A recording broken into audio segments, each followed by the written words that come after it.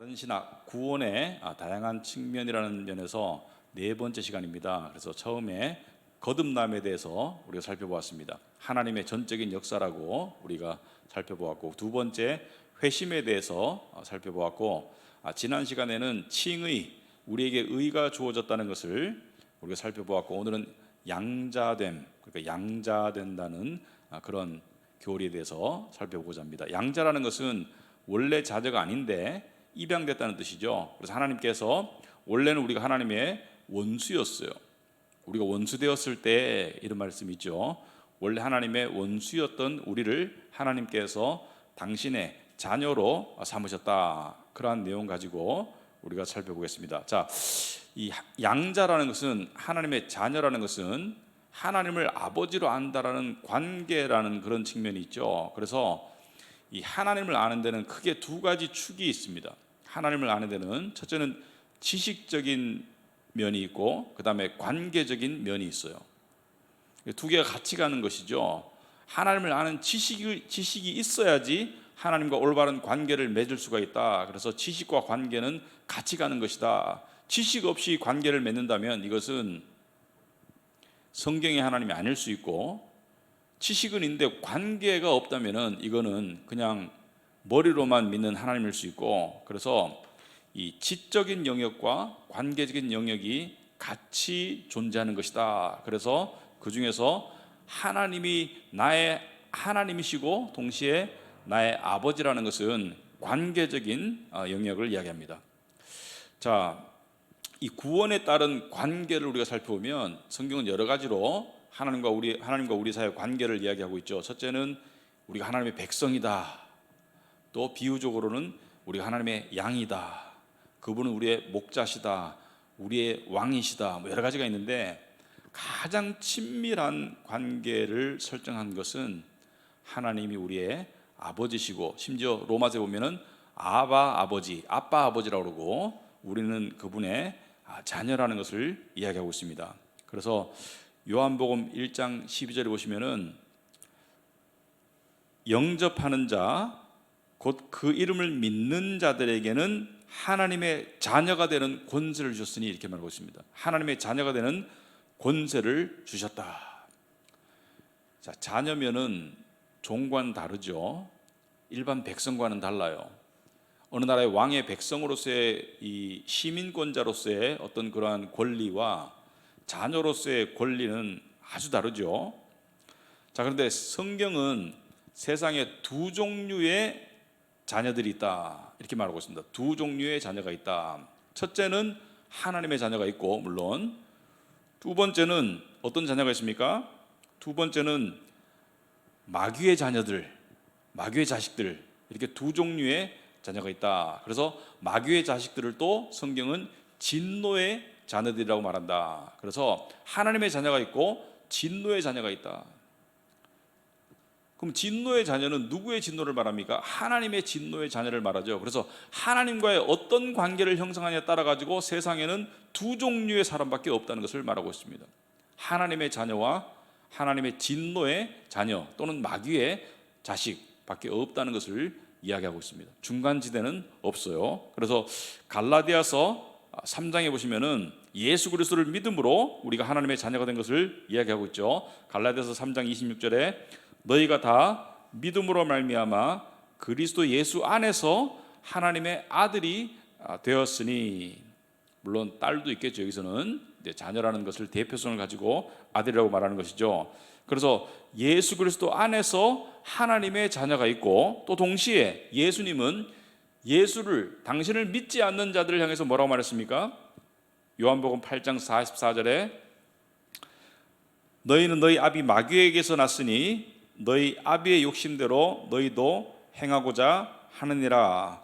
그는 처음부터 살인한 자요, 진리가 그 속에 없으므로 진리에 서지 못하고 거짓을 말할 때마다 제 것으로 말하나니 이는 그가 거짓말쟁이요 거짓의 아비가 되었습니다. 여기 보시면은 너희 아비의 욕심이라고 말할 때 너희는 마귀에게서 났다. 그래서 죄로 인해서 우리의 태생이 사탄 마귀라는 것을 이야기하고 있습니다. 그래서 인간은 자연 상태에서는 사탄 마귀의 자녀이다. 그런데 예수님을 믿고 하나님의 자녀가 되었다. 이것을 우리가 다 배우고 있죠. 그래서 성경은 이러한 믿지 않는 자들을 마귀의 자녀라고 말함과 동시에 진노의 자녀라고 말합니다. 진노의 자녀.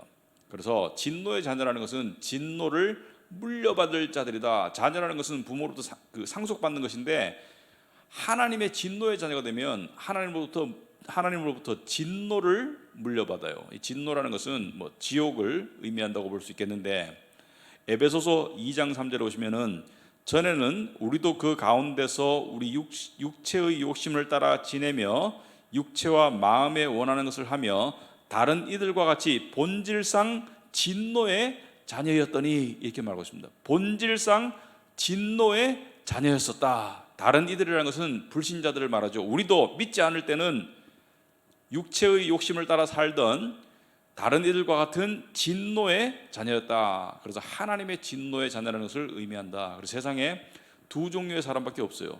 하나님의 자녀와 하나님의 진노의 자녀. 자, 그런데 하나님께서 그러면 진노의 자녀, 마귀의 자녀였던 우리를 예수 그리스도를 통해서 당신의 자녀로 삼으신 것을 우리가 구원이라고 말하는데, 여기서 하나 짚고 넘어갈 게 있어요. 그렇다면 하나님은 반드시 우리를 자녀 삼으셨어야 하는가? 자녀 삼지 않고는 구원이 안 되는가? 우리가 구원받고 하나님의 자녀가 되었는데 구원만 받았을 수도 있을까? 이론적으로는 그럴 수 있습니다. 이론적으로는 하나님께서 우리의 죄를 용서하시고 그리고 우리에게 의를 주시고 마치 당신이 부리는 그런 거룩한 천사들처럼 그냥 하나님의 백성까지만 삼아줘서도 구원은 가능해요. 천국은 갈 수 있어요. 그것만 하더라도 크나큰 복이 아닐 수 없습니다. 죄가 용서받고 진노의 자녀에서 하나님의 백성이 되고 그 다음에 천국의 시민권자가 되는 거, 그것만 해도 크나큰 복이 아닐 수 없는데 하나님께서는 한 발짝 더 나가셨다. 그래서 우리를 단지 구원하신 것이 아니라 양자로 삼아주셨다. 여러분, 이것을 우리가 한번 생각을 해봐야 돼요. 그냥 구원만 베푸셨어도 하나님은 은혜의 하나님이 맞습니다. 그냥 구원만 받았어도 우리는 엄청나게 복된 자들이 맞습니다. 그런데 구원만 베푸신 것이 아니고, 구원에 그친 것이 아니고 우리를 당신의 영광스러운 자녀로 삼아주셨다는 것은 무엇을 의미할까? 첫째는 우리를 향한 하나님의 사랑의 깊이를 의미합니다. 우리를 그냥 용서하시고 의를 주시고 당신의 백성으로만 받아주셔도 되는데 우리를 너무나 사랑하신 나머지 자녀 삼으셨다는 것을 이야기하죠. 그래서 하나님 사랑의 무한한 깊이를 우리가 이것을 통해서도 엿볼 수 있어야 된다고 생각합니다. 요한일서 3장 1절에 사도 요한이 이렇게 말하고 있죠. 보라, 아버지께서, 이게 바로 아버지라는 말이 나오죠. 아버지라는 말이 하나님이 아니고, 아버지께서 어떠한 사랑을 우리에게 베푸사 하나님의 자녀라 일컬음을 받게 하셨는가. 여기서 어떠한 사랑과 하나님의 자녀라는 자녀됨이 여기 일맥상통하고 있죠. 어떠한 사랑을 우리에게 베푸사 하나님의 자녀라 일컬음을 받게 하셨는가. 무슨 말이냐면은 하나님의 자녀로 우리가 신분이 되었고 그렇게 불린다는 것이, 그것이 엄청난 사랑이라는 것을 이야기하고 있습니다.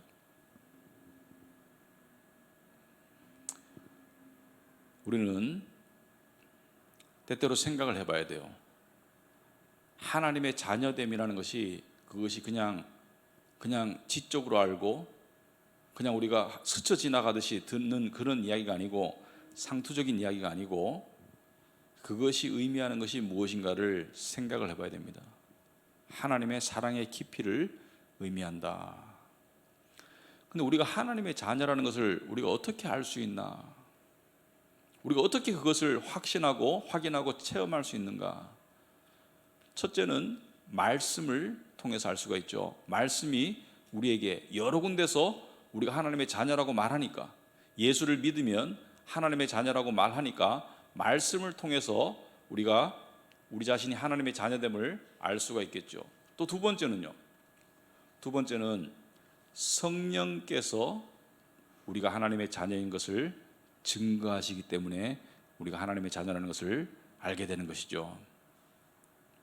여러분, 성령의 역할이 여러 가지가 있습니다. 죄를 깨닫게 하고 의를 깨닫게 하고 심판을 알게 하고 여러 가지 역할을 하시는데, 성령께서 우리 안에 내주하시면서 우리 안에 계시면서 예수를 주라 고백하게 하는 믿음을 주실 뿐 아니라 우리가 하나님의 자녀라는 것을 우리가 증거하시는 분이 성령이시죠. 그래서 로마서 8장 14절에 보시면은 무릇 하나님의 영으로 인도함을 받는 사람은 곧 하나님의 아들이라 이렇게 말하고 있습니다. 성령께서 인도하는 자들이 하나님의 아들이고, 너희는 다시 무소하는 종의 영을 받지 아니하고 양자의 영을 받았으므로 우리가 아빠 아버지라고 부르짖느니라. 양자의 영을 받았으므로 우리가 아빠 아버지라고 부르짖느니라. 우리 안에 하나님의 자녀의 영을 주셨다는 거예요. 우리 안에 거듭난 생명은 하나님의 자녀의 영을 가지고 있고, 그리고 로마서 8장 16절에 성령이 친히 직접 우리의 영과 더불어 우리가 하나님의 자녀인 것을 증언하신다 이렇게 말하고 있습니다. 우리는 때때로 하나님을 향해서 범죄자인 것처럼 느낄 때가 있고, 때때로 이방인처럼 느껴질 때도 있고, 때때로 배신자처럼 느껴질 때도 있고, 여러 가지로 우리는 다양한 느낌을 가지는데, 우리가 말씀을 통해서, 기도를 통해서 하나님과 깊이 교제해 보면 우리 안에 성령께서 어떤 확신을 주시냐면 너는 하나님의 자녀라는 확신을 주신다는 것이죠. 그래서 기도 가운데 기도가 깊어지면 하나님이 나의 아버지라는 것을 깨닫는 것이 그 기도의 깊은 맛이에요. 하나님이 나의 아버지다, 이것을 깨닫는 것이 깊은 맛이고, 또 그것을 체험하는 것이 기도의 맛이라고 생각합니다. 자, 그런데 여기서 지난 시간에 우리가 다루었던 칭의와 오늘 다루고 있는 양자됨에 대해서 한번 우리가 한번 비교를 한번 해보자. 그 의미를 다시 한번 비교해서 정의를 한번 내려보면, 칭의라는 것은 법적으로 심판주 되시는 하나님 앞에서 죄가 없어지고 의가 주어져서 법적으로 하나님 앞에 설 수 있는, 그리고 받아들여질 수 있는 신분과 자격을 말합니다. 그러니까 칭의는 법적인 신분이라고 생각하시면 돼요. 법적으로 하나님 앞에 정죄받지 않는다, 법적으로 하나님 앞에 하나님께 받아들여진다, 법적으로 하나님 앞에 바로 설 수 있다. 그러니까 법적인 신분과 자격을 말한다면, 자녀됨이라는 것은 관계성을 더 강조하는 것입니다. 하나님과 이런 관계를 맺으라는 거예요. 자녀로서의 관계를 맺으라는 거예요. 그래서 예수님은 이 하나님과의 관계성을 굉장히 중요하게 알려주셨어요. 여러분, 그 구약에서 이스라엘 백성들이 하나님을 경외하는 그런 믿음이 좋은 사람들이 하나님의 이름을 함부로 부르지를 못했습니다. 야훼라는 하나님의 이름을 함부로 부르지를 못했어요. 그래서 성경 읽다가 야훼라는 그런 단어가 나오면 그걸 그냥 읽지 않고 가만히 있으면, 그냥 문맥을 보면 그게 하나님을 뜻하는 건지를 알고 그냥 넘어갔는데, 그런데 감히 하나님을 아버지라고 부를 수가 없었어요. 구약에 아무리 믿음이 좋은 성도라도 하나님을 아버지라고 그렇게 부르지를 못했었어요. 그런데 제자들을 예수께서 3년간 가르치시고, 그리고 십자가에 죽으시고 부활하시고 난 다음에 제일 처음에 마리아가 예수를 발견하는 그런 장면이 있죠, 그죠? 빈 무덤에서 부활하신 그 예수님을 보고 요한복음 20장 16절에 보시면은 예수께서 마리아야 하시거늘 마리아가 돌이켜 히브리 말로 라보니 하니 이는 선생님이라는 말이라. 자, 라보니 선생님 이렇게 불렀어요. 예수님을 부활하신 예수님을 보고. 근데 17절에 예수께서 이르시되 나를 붙들지 말라. 내가 아직 아버지께로 올라가지 아니하였노라. 너는 내 형제들에게 가서, 자 이거 보세요. 예수께서 내 형제라고 부르죠. 가족끼리 쓸 수 있는 호칭이죠. 가서 이르되 내가 내 아버지 곧 너희 아버지. 아시겠습니까? 예수님의 십자가의 죽으심과 부활을 통해서 구원의 성취를 하시고 난 다음에 너희 아버지, 내 하나님 곧 너희 하나님께 올라간다 하라 하시니, 예수님 뭐라 그래요? 이제 하늘에 계신 아버지가 내 아버지인 동시에 너희들의 아버지다. 다른 말로 말하면 우리 아버지다 이런 뜻입니다. 우리 아버지, 우리의 아버지다. 그래서 예수께서는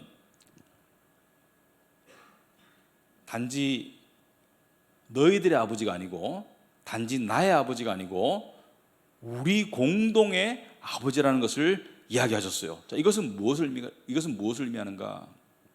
세 가지를 의미하죠. 세 가지를 의미하는데, 첫째는 하나님이, 여러분 이건 굉장히 혁명적인 그러한 개념이었어요. 유대인들에게 하나님이 우리 믿는 자들의, 예수 믿고 거듭난 자들의 아버지가 된다는 것을 의미하죠.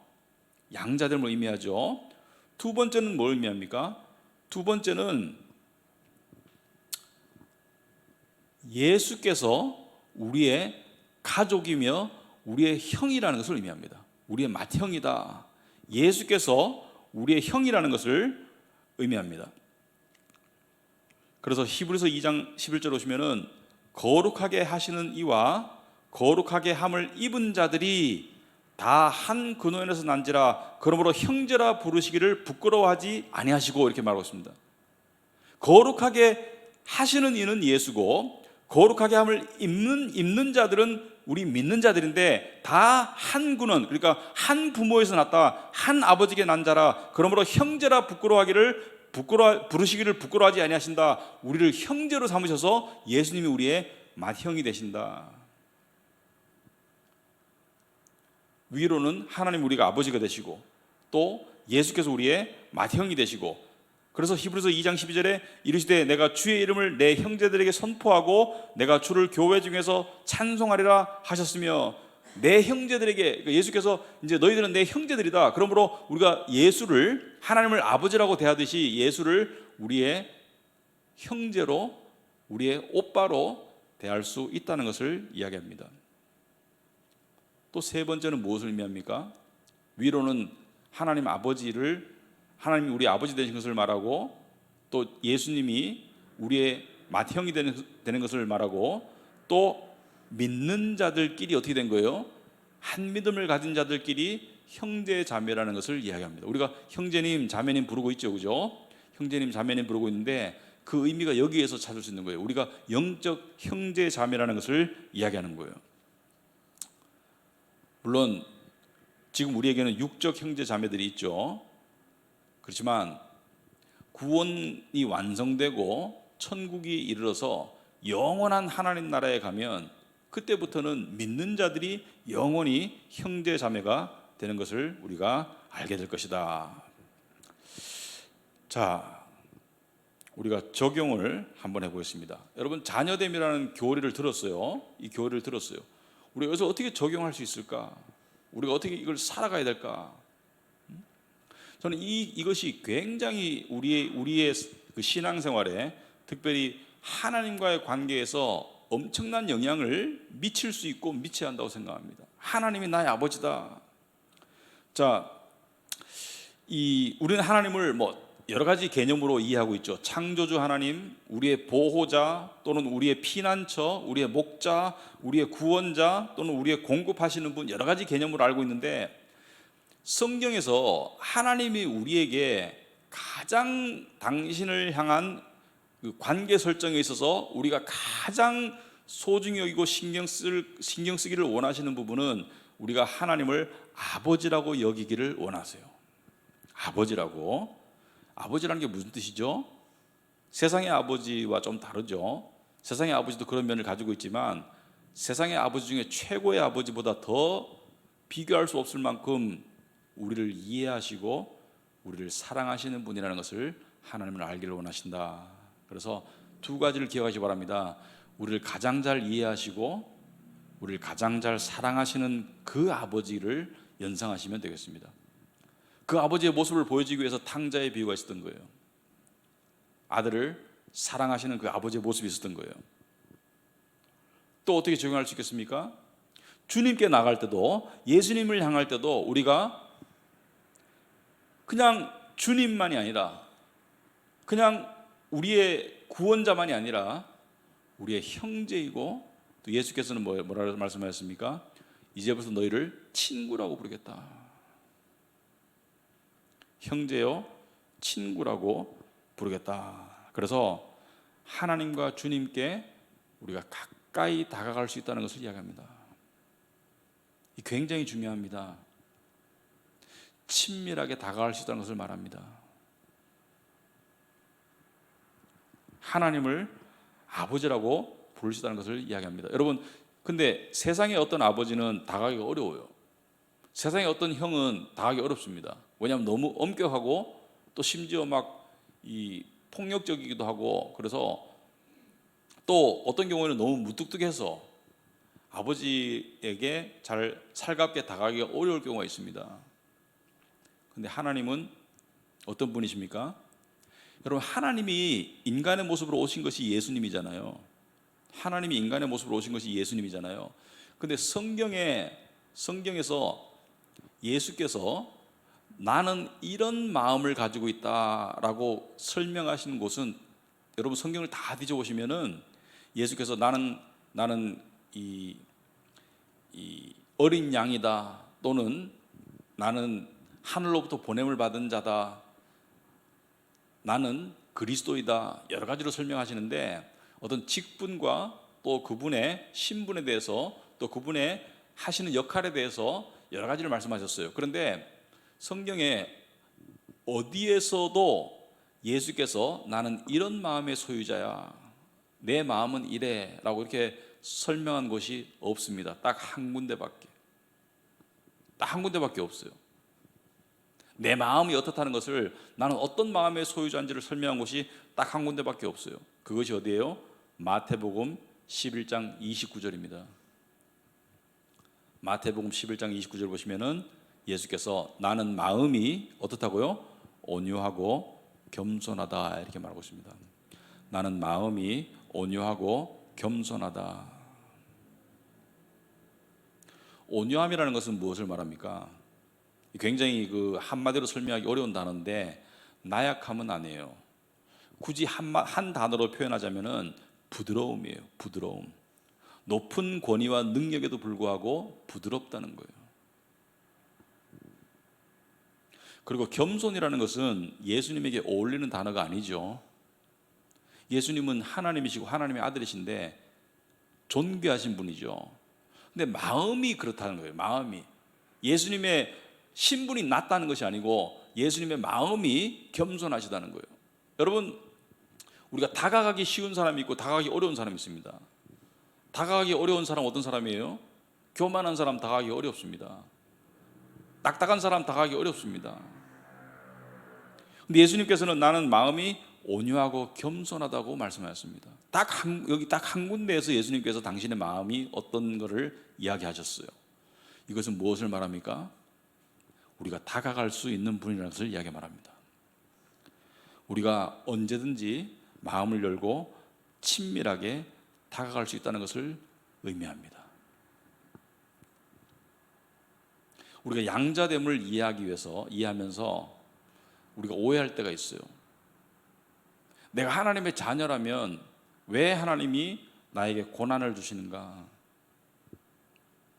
하나님이 전능자이시고 또 나의 아버지라면 왜 하나님께서 나에게 때로는 매를 대시는가?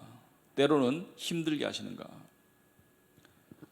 그것 또한 사랑이라고 성경에서 이야기하고 있습니다. 그것 또한 사랑이다. 히브리서 12장에 보시면은 5절에 또 아들들에게 권하는 것 같이 너에게 권면하신 말씀도 잊었도다. 일러스되 내 아들아 주의 징계하심을 경히 여기지 말며 그에게 꾸지람을 받을 때 낙심하지 말라. 주께서 6절이 중요하죠. 그 사랑하시는 자를 징계하시고 그가 받아들이시는 아들마다 채찍질 하심이라 하였나니 너희가 참음은 징계를 받기 위함이라. 하나님이 아들과 같이 너희를 대우하시나니 어찌 아버지가 징계하지 않는 아들이 있으리요. 정말 훌륭한 아버지는, 정말 자녀를 사랑하는 아버지는 자녀에게 따사롭게 또 자녀가 원하는 것을 들어주기도 하지만 동시에 자녀를 징계, 그러니까 사랑의 훈련을 시키기도 하죠. 왜? 자녀를 위해서, 사랑하기 때문에. 징계가 없으면 자녀가 아니라는 것이죠. 여러분, 남의 자식을 함부로 징계할 수 없습니다. 그 자식을 징계할 수 있는 진정한 의미로서 그 자식을 사랑으로 징계할 수 있는 사람은 부모밖에 없어요. 근데 하나님께서 당신의 자녀들을, 양자된 우리를 징계하신다. 징계는 다 받는 것이거늘 히브리서 12장 8절에 너에게 없으면 사생자요 친아들이 안다라고 말하고 있습니다. 우리가 하나님의 자녀이기 때문에 하나님께로부터 징계도 있다는 것을 이해를 해야 됩니다. 결론적으로 양자됨이라는 것을 우리가 살펴보았는데, 이 양자됨이라는 이 진리, 이 엄청난 권세 또는 엄청난 특권, 우리가 언제든지 달려갈 수 있는 이 특권. 옛날에 그 존 F 케네디 대통령이 대통령일 때 그 아들이 존이었어요. 근데 이 아들이 존이었는데 이런 에피소드가 있었답니다. 그 미국의 그 백악관 안에 대통령이 있는 그 오피스가 있죠, 그죠? 그 안에 집무실에 거기 들어가려면 얼마나 힘들어요? 여러분, 대통령 집무실로 들어가려면 이 검문소를 얼마나 거쳐야 되겠어요? 함부로 들어갈 수가 없는 것이죠. 그리고 어느 정도 지위가 돼야 들어갈 수 있죠. 그리고 대통령에게 허락받고 들어가야 되죠. 그런데 대통령이 어떠한 상황이 있든지 간에, 심지어 국무회의를 주관하든지 어떠한 상황이 있든지 간에 이 아들 존은 언제라도 아버지한테 가가지고 아버지 무릎에 안겼답니다. 근데 아무도 타치를 안 해요. 검문소를 통과할 때도 아무도 타치 안 하고 그 앞에 경비 서는 그런 대통령 경호원들도 타치를 안 해요. 왜? 아들이기 때문에 그렇다는 것이죠. 언제든지 아버지께 다가갈 수 있는 권세가 있다는 것이죠. 우리가 그렇습니다. 우리가 하나님께 언제든지 다가갈 수 있어요. 그 다가가는 통로가 바로 기도입니다. 그래서 기도에 엄청난 의미가 있는 것이죠. 그리고 기도를 통해서만이 우리가 하나님의 자녀됨을 우리가 깨닫고 체험할 수가 있어요. 왜? 성령께서 친히 우리가 하나님의 자녀인 것을 증거하시기 때문에. 그래서 기도할 때 예수님께서 가르쳐 주셨죠. 하늘에 계신 우리 아버지요, 이렇게 가르쳐 주셨잖아요. 그것은 우리가 기도할 때 마음 자세를, 우리는 종업원이 아니에요. 하나님의, 우리는 하나님의 어떤 비즈니스 파트너가 아니에요. 우리는 하나님과 썸 타는 관계가 아니에요. 하나님의 자녀라는 것을 알고 하나님께 얼마든지 우리의 내면을 이야기할 수 있는 특권이 있고, 그럴 때 하나님의 통치가 우리 안에 임하고 또 하나님의 아버지 되심이 우리 안에 깨우쳐진다는 것을 우리가 기억할 수 있기 바랍니다. 그래서 우리의 신앙생활 가운데 우리가 스스로 자꾸 우리가 하나님의 양자 된다는 것을, 하나님이 우리 아버지라는 것을 자꾸 되새기면서 살아가는 여러분과 제가 되기를 바랍니다. 네, 기도하겠습니다. 하나님 아버지, 참으로 감사합니다. 하나님께서 우리를 그냥 단지 구원하시고 의를 주셨을 뿐만이 아니라 그냥 당신의 백성으로만 삼아주셨어도 엄청난 은혜였고 엄청난 구원이었을 텐데, 그것을 넘어서서 더 깊은 사랑으로 우리를 당신의 양자로 삼아 주셨습니다. 그 놀라운 은혜를 우리가 기억하고 또 되새기며 우리의 신앙생활 가운데, 특별히 기도생활 가운데 체험토록 하옵시고, 또 우리가 교회 식구들을 대할 때 그러한 양자된 신분으로서, 서로가 양자된 신분으로서 서로를 대할 수 있도록 주님 도와주시옵소서. 오늘도 이렇게 함께 공부하게 하심을 감사하며 예수님 이름으로 기도합나이다. 아멘. 네, 마치겠습니다. 네.